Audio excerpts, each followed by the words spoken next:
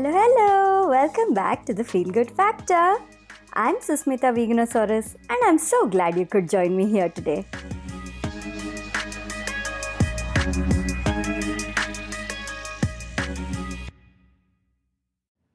Hey there.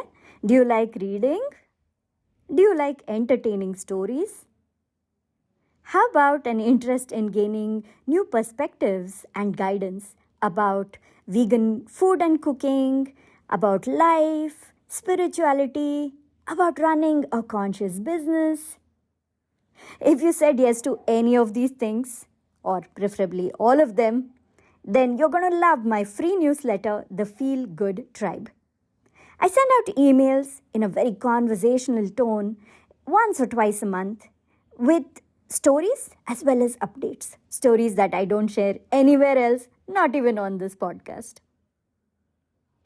Go to my website veganosaurus.com/newsletter and sign up for the Feel Good Tribe. The link is in the show description. Once you sign up, you're going to get a confirmation email. Hit confirm on that email and you'll be subscribed. See you on the inside. Hi, I'm back. The wedding I was telling you about in last week's episode went very well, and the food was yum, yum, yum, yum, yum.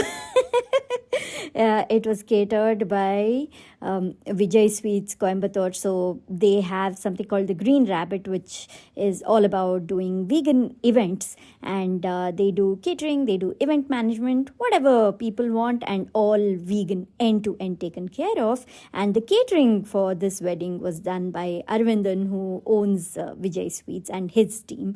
The efforts put, it was so clear, that they put a lot of thought, the bride and groom, into coming up with that menu. And also you could see a lot of love, personal touch from Arvindan also in the menu, in the way the dishes were made, prepared, and everything. It was so good, such a great experience.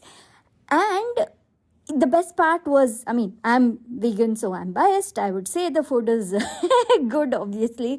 But there were so many people who were just regular folks, vegetarians, non-vegetarians, people who were just there attending the wedding as guests. And they were all impressed by the food. So many of them didn't even know it was vegan initially. And when they were told, they were so surprised that, oh, wow, you have such good stuff. The curds, the sweets, and generally the rest of the food also. The curd, I have to mention this, was supplied by this local Chennai brand. So the wedding was in Chennai. So there's a local Chennai brand called Moopal. It's a small family-run business, and they're doing so well. They're doing beautiful work, and they had supplied the curds. Oh my God, that curd rice, the raita, it's so yummy. It was so creamy and delicious. So yeah, I had a lot of fun. But I'm talking all about the food. I have to tell you a little more about the wedding itself. So if you've been listening to my episode from the early times, when I started off, then you'd be familiar with Shaswati Siva. She is somebody I interviewed in episode 13. And that episode is still the most loved episode on my podcast. So many people still keep listening to it, going back there, finding it, listening to it, and just loving it. And I've had so many people message me. Even Shaswati has had people message her and share how that episode made a huge impact on their lives. So go and listen to it. It's all about her journey and how, after going through difficult divorce, how she flipped it around and used that to help so many people and make a huge impact. And last year, Shadu is what those of us who love her call her. Shadu published her first book, and it's called Divorce is Normal.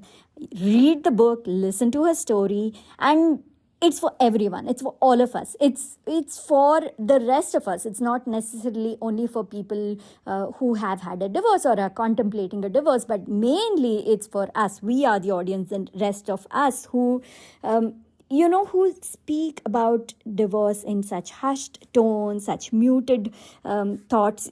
We think of it as, oh no, if somebody's divorced, they're like, something different or other. And how society, especially Indian society, how we treat them in general, the book is for all of us. So we understand really, it's just a normal thing, and how we can actually be supportive and sensitive and sensible in the things we say. So read the book, listen to her episode. At the wedding, oh my god, it was beautiful. They had music and dance, they made so many jokes. You could clearly see her friends and her family, how much they loved Shashwati and how supportive they were. And of course, the guy was so much fun too, so sweet and warm, and his family too. You could see the warmth and the love there. And it was so nice to see and made me so happy. My heart just overflowed with love watching the whole thing happen. And during the main event, the Muhurtam, when the actual wedding took place, you could clearly see the emotions overflowing from her sisters and, the people around her, the closest to her, and how they, they had tears in their eyes, feeling an overflowing of love and happiness that Shadus found somebody who's deserving of her and who's, settling down into such a beautiful life, who's had this wedding. Now, nobody in the wedding ever, even gave any indication, made any mention. There was nothing at all in the wedding that indicated that Shadu is somebody who had a divorce and now is getting married for the second time. There was nothing, no indication of it at all. Everybody was very supportive, protective, and truly, like how she's written in her book, it was normalized. It was a non-issue. It was not even something to consider or think about. It wasn't even acknowledged in any way. And that was so perfect, so beautiful. Now, the reason I mentioned this is because I've attended, one or two weddings before of people who've been divorced and then it's their second wedding. And usually it's kind of muted. It's nice, it's a good occasion, but also it's very, kind of dull. They don't make a big deal of the wedding. It's almost like saying, oh, it's the second wedding anyway, it doesn't have to be a big deal, let's quietly finish it off, let's not give importance to it. That's how it's been, and that's how most second weddings are in India, if at all second weddings happen. So it's almost like saying that this huge important event of finding a partner, somebody to love and spend their life with, this huge event isn't actually such a big deal because they've already gone through it once. And that is so wrong. And this is why I was so happy to see the joy, the vibrancy, the energy, without being ostentatious in any way. They had a beautiful wedding, perfectly,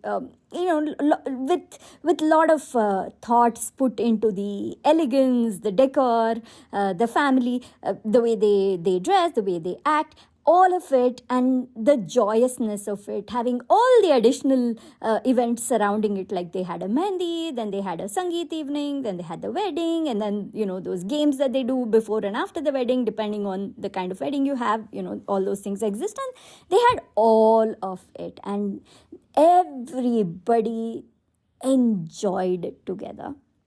And that really made me think about how every person, every one of us, we are worthy of a restart, of a refresh. And it shouldn't be made a big deal of. And I'm not even talking about only in terms of a wedding or, starting with a new life partner. No, in any area of your life. The wedding here was a great lesson to show that nothing is the end. There's always a beginning. There are always new beginnings. There's always a possibility, endless possibilities. And we don't have to, think like, okay, if one part of our life is done, it's over, it doesn't mean our life is over only. It's like whether it's a business, something that you put your heart and soul into and you've grown and then it closes. You don't have to think, oh no, it's over. There's always a fresh start. There are endless possibilities always waiting for you, always ahead of you. Same thing with students. If, it's such a big deal is made of students not scoring good marks. But if they have failed a year, it's not a big deal. It's nothing to think so much about. They can put in more efforts and, reattempt the exam again, do another year of school or college. It's not such a big deal. And when it's not such a big deal, how it can be easy to not be a big deal. It's when everybody around the person involved is supportive, is there for them, is like, okay, fine, who don't make a big deal of this, maybe a stumble in life or something ended in a certain life. If they don't make a big deal of it, and if they're just there for them, if they're just supportive of them, that hope, that is magical. And we all have the power to give that hope to everybody around us, just by being there for them, just by not making a big deal of things which don't have to be made into a big deal. There are so many aspects of life like this. So today I wanted to talk about all this because I want you to contemplate on this. What areas of your life are you making a big deal of something that doesn't have to be a big deal?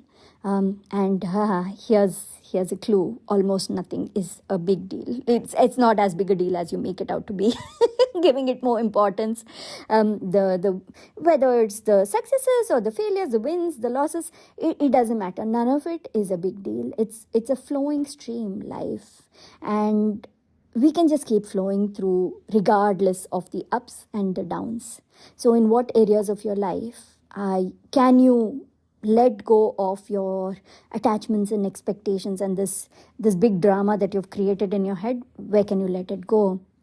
And 2, think of the people in your life around you, your friends, your colleagues, your family, whoever.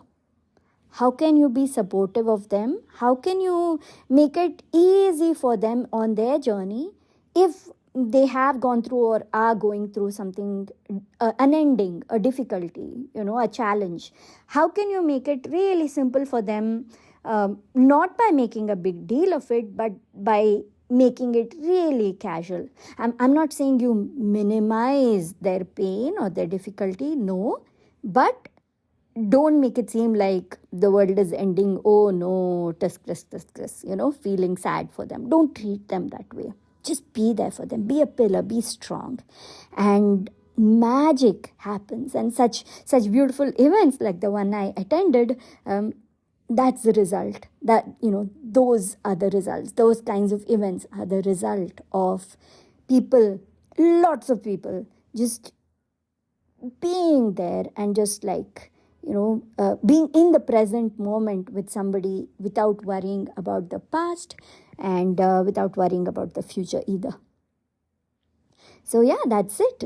Everybody is worthy of fresh starts, multiple fresh starts, and nothing is as big a deal as we all make it out to be. All right, talk to you again next week. Take care. Bye.